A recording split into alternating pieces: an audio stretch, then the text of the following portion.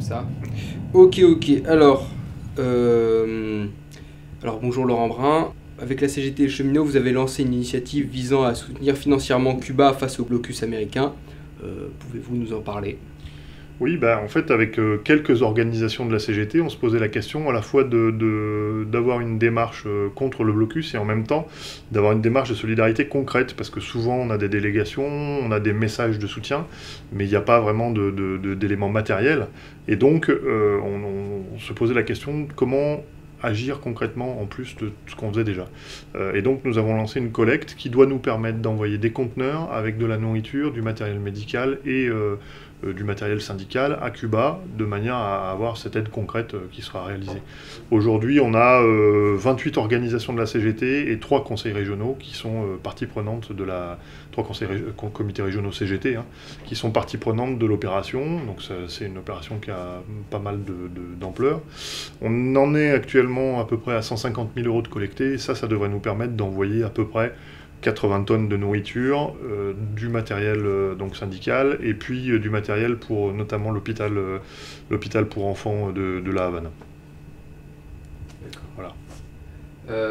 Pourquoi cette situation est-elle si compliquée à Cuba, puisque vous pouvez nous parler du blocus américain? Alors, oui, le blocus, le blocus et l'ensemble des mesures qui ont été prises depuis, parce qu'il a été beaucoup renforcé, il a été pris en fait quand les Cubains ont décidé de nationaliser un certain nombre d'entreprises dans l'île. Il n'a pas été pris au moment de la révolution en tant que telle. Il a été pris un peu plus tard, parce que les Américains n'acceptaient pas les nationalisations décidées par les Cubains. Et donc à partir de ce moment-là, ils se sont mis à sanctionner l'économie cubaine, et ça n'a fait que se renforcer depuis. Le problème de cette sanction, c'est non seulement que les entreprises américaines et que les touristes américains ont du mal à commercer et à aller à Cuba, mais que les États-Unis interdisent à toutes les entreprises du monde de commercer avec Cuba, ce qui est évidemment totalement scandaleux qui pose d'énormes difficultés à Cuba, parce que non seulement il faut trouver des entreprises pour commercer, mais en plus, comme le système bancaire international est sous le contrôle américain, les circuits cubains pour acheter à l'étranger ou pour vendre à l'étranger sont beaucoup plus complexes à mettre en œuvre que le circuit classique. Et donc, pour eux, tout ce qui est importé est beaucoup plus cher, et tout ce qui est exporté rapporte beaucoup moins, parce que y a ces frais supplémentaires liés au blocus. Donc il y a toute une stratégie pour étouffer économiquement l'île, pour empêcher aussi les croisiéristes d'amener des touristes à Cuba. Ça, c'est les dernières mesures qui ont été imposées par Trump. Donc, évidemment, une volonté en fait de provoquer la révolte dans la population en l'étouffant, et en l'étouffant économiquement. Ce qui pour nous est totalement scandaleux. C'est illégal, hein, c'est une sanction collective, du point de vue de l'ONU, c'est totalement illégal, mais les États-Unis s'arrogent le pouvoir de le faire, et donc, par exemple, en situation de pandémie, d'empêcher le matériel médical et les médicaments d'arriver jusqu'à Cuba. Et donc, vous avez une situation où le système cubain est efficace en matière médicale, hein, puisque c'est l'un des systèmes les plus efficaces du monde, et bien plus efficace que les pays de ce niveau économique. Vous avez un système de recherche qui a permis de fabriquer, je crois, ces 5 vaccins, et dont 2 qui sont déjà homologués, et qui ont permis de vacciner la population. Mais par contre, vous manquez tout le matériel, les compresses, les seringues, pour réaliser la vaccination. Parce que ça, vous n'arrivez pas à l'importer. C'est totalement scandaleux, c'est immoral, c'est injuste. C'est aussi pour ça que chaque année, l'Organisation nationale, l'Assemblée générale des Nations Unies vote à une très large majorité. Il y a en général 2 ou 3 abstentions contre, dont les États-Unis, évidemment.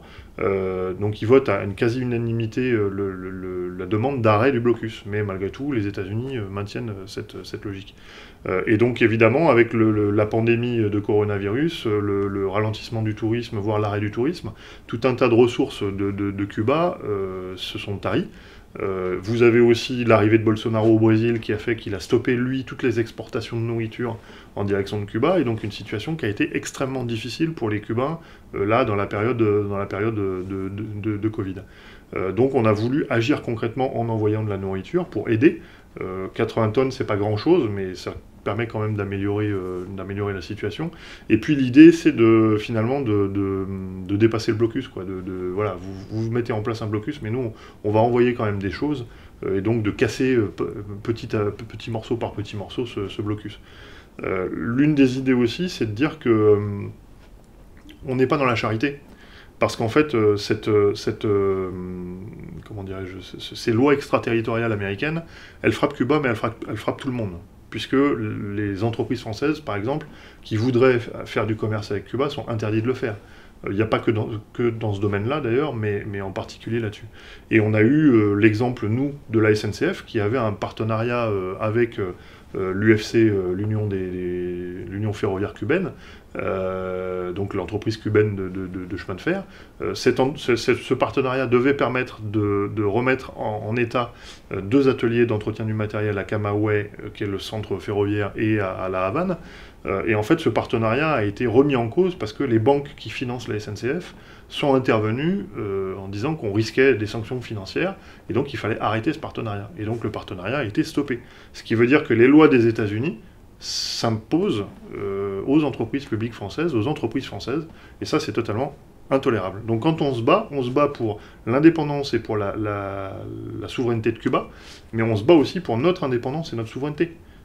Il n'est pas juste que les États-Unis décident pour le monde de qui doit faire quoi et avec qui. Donc voilà, l'objectif c'est un peu ça.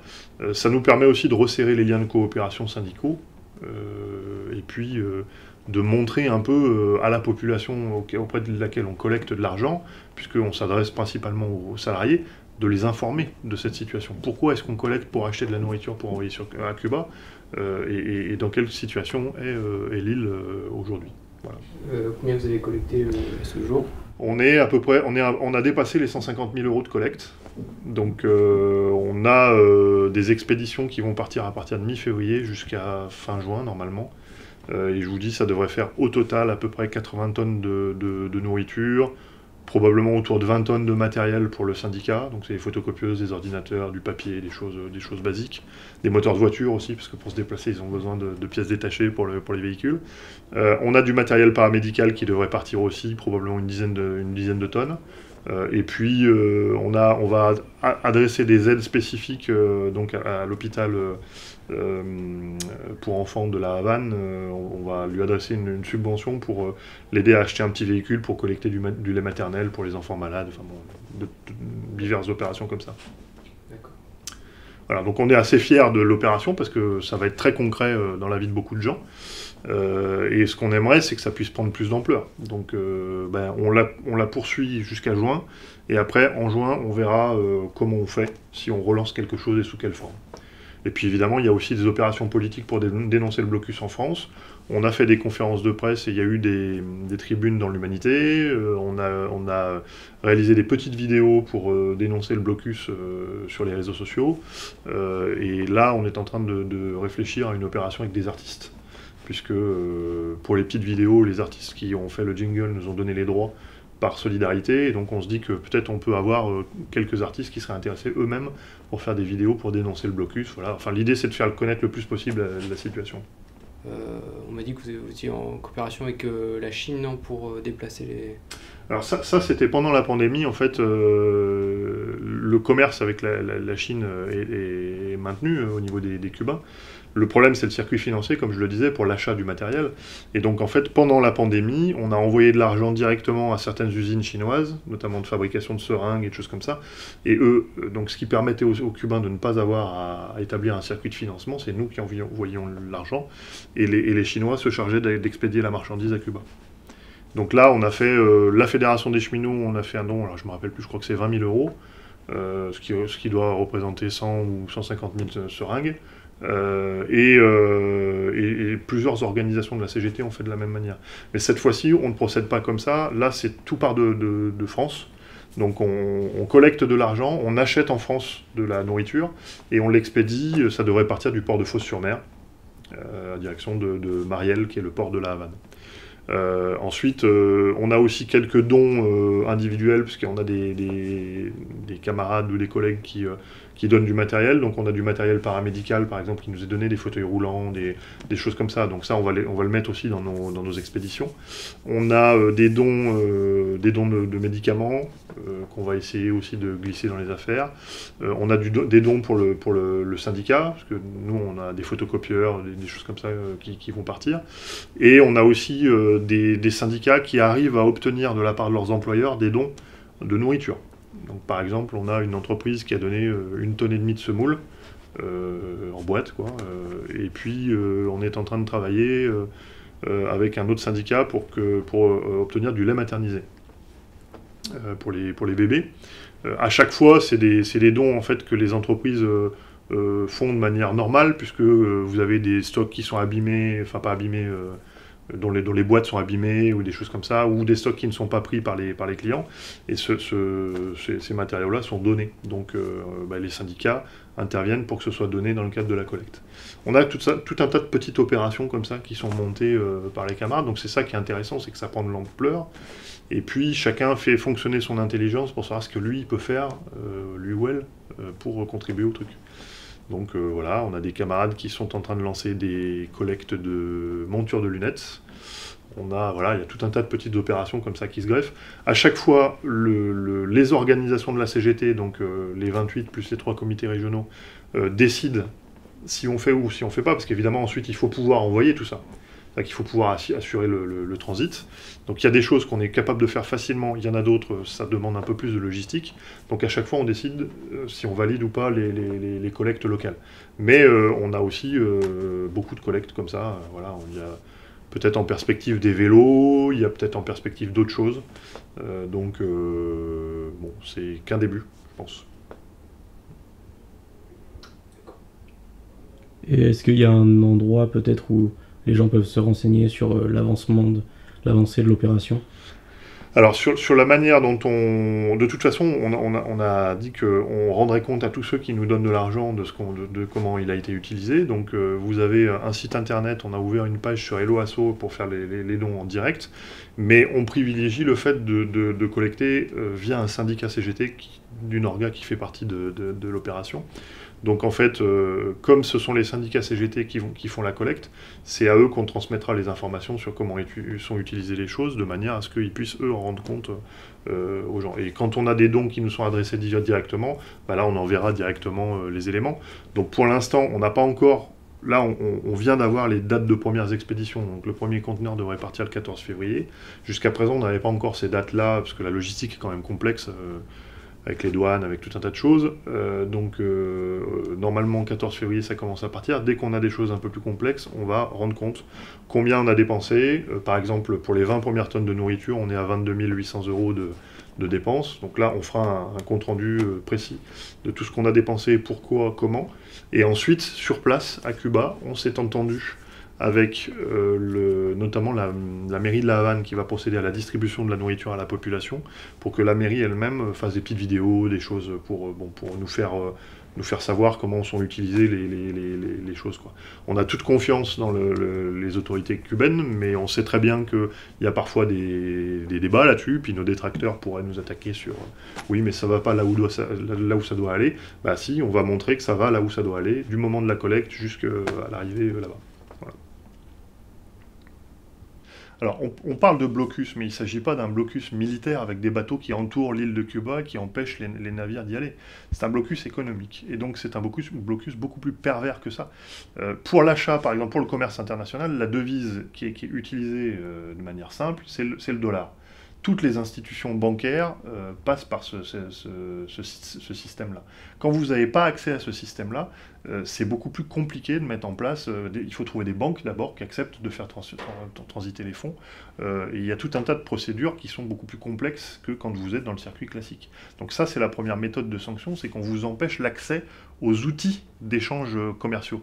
Le deuxième élément, c'est que les États-Unis, en fait, à chaque fois qu'ils détectent une entreprise qui font du commerce avec Cuba, soit ils lui appliquent directement des sanctions financières. On en a eu en France. Je ne me rappelle plus quelle banque s'est fait sanctionner de manière assez lourde. Je ne sais pas si c'est pas la BNP d'ailleurs. 1 milliard d'euros, je crois qu'ils avaient pris d'amende. Et vous avez par exemple tous les croisiéristes américains que sous l'administration Trump, qui ont été menacés de très lourdes amendes s'ils continuaient à desservir l'île. Donc ils ont eux-mêmes décidé d'arrêter la desserte pour éviter les sanctions. Et comment ils font pour mettre des sanctions à des entreprises qui ne sont pas américaines? C'est leur loi extraterritoriale. Et quand vous interpellez le gouvernement français, on vous explique, mais vous inquiétez pas, il y a des procédures, nous ne laisserons pas appliquer les sanctions extraterritoriales. Et pourtant, la SNCF s'est retirée de son partenariat. Aéroport de Paris, qui avait un partenariat avec l'aéroport de La Havane pour la remise en état l'entretien de l'aéroport de La Havane, s'est retiré du projet.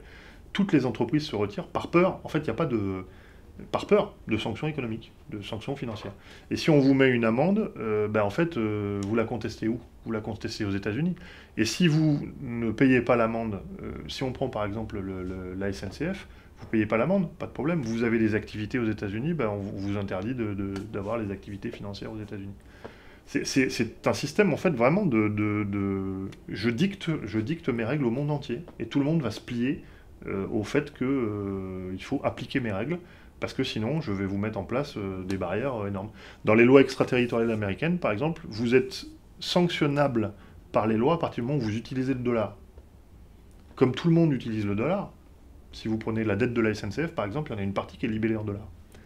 Parce que, c'est pareil, c'est les circuits de financement internationaux. Donc, vous êtes sanctionnable légalement. Voilà, mais parce qu'un pays a décidé que ces lois allaient s'appliquer non seulement à ses entreprises à lui, mais à toutes les entreprises du monde. Ce qui je suis d'accord, c'est totalement anormal, immoral, injuste, tout ce qu'on veut. Mais c'est la loi du plus fort. Voilà.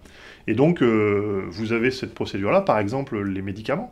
L'importation de médicaments, Trump a édicté une règle qui est que quand 80% d'un produit fait l'objet de brevets aux États-Unis, le commerce avec Cuba est sanctionnable.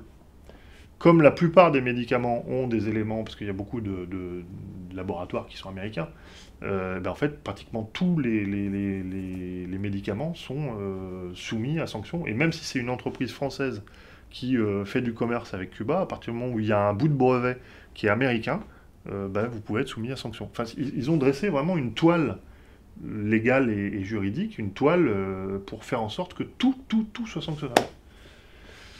Ils ont mis en place des mesures pour empêcher les familles cubaines expatriées d'envoyer de l'argent à Cuba. Ils ont mis en place... il y a aussi parfois des rachats, parce que vous avez aussi parfois des petites entreprises. Ça, j'avais lu quelque chose là-dessus sur je crois que c'était des respirateurs, une petite compagnie qui exportait des respirateurs à Cuba. Cette petite compagnie a été rachetée par une compagnie américaine sous l'impulsion de l'administration américaine, et cette compagnie a du coup arrêté de commercer avec Cuba. Il y a vraiment une volonté d'étouffer, d'empêcher le commerce de se développer. Et c'est pas militaire, c'est vraiment le réseau économique, l'influence économique. Certaines entreprises arrivent à s'extraire de ça, puisque par exemple vous avez Bouygues. Alors c'est pas un modèle de vertu, puis c'est pas un modèle de socialisme, mais Bouygues, qui est une entreprise qui n'a jamais quitté Cuba, y compris depuis la Révolution, continue à participer au projet de construction à Cuba. Et par contre, ils ont monté tout un système juridico-bancaire pour faire en sorte que leurs filiales qui interviennent à Cuba sont complètement étanches par rapport au reste du groupe. Parce que si vous ne faites pas ça, et qu'il y a des passerelles financières, vous êtes mort, vous êtes sanctionné immédiatement. Donc c'est possible quand même d'avoir... C'est possible, c'est une question de courage. Mais y compris si le gouvernement français tapait un peu du poing sur la table sur la question de la SNCF et d'Aéroports de Paris, en disant mais nous avons des entreprises françaises, si elles veulent développer des projets à Cuba, elles ont le droit de le faire, je ne vois pas ce qui pourrait empêcher la France de le faire. Ensuite, il faut assumer par contre que s'il y a des sanctions, on va bloquer les sanctions, enfin on va nous aussi dresser un arsenal juridique et financier pour empêcher de se faire sanctionner par un autre pays. Et pour ça, il faut avoir du courage, il faut vouloir s'affronter aux États-Unis.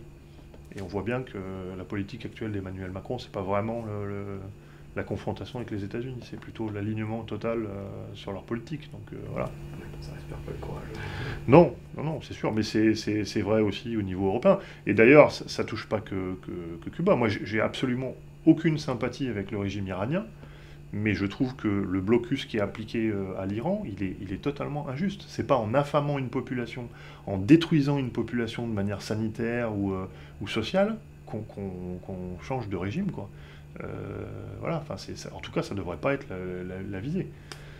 Et il y a comme ça quelques endroits, on a des sanctions sur le Venezuela, on a des sanctions de cette nature-là. En fait, à partir du moment où le gouvernement des États-Unis décide que le système ou le gouvernement en place ne lui plaît pas, il étouffe la population.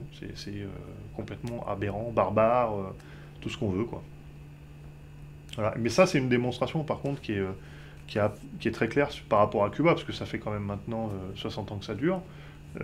La démonstration, c'est qu'en fait, on n'arrive pas à convaincre la population de changer de système, donc on va forcer la population à changer de système.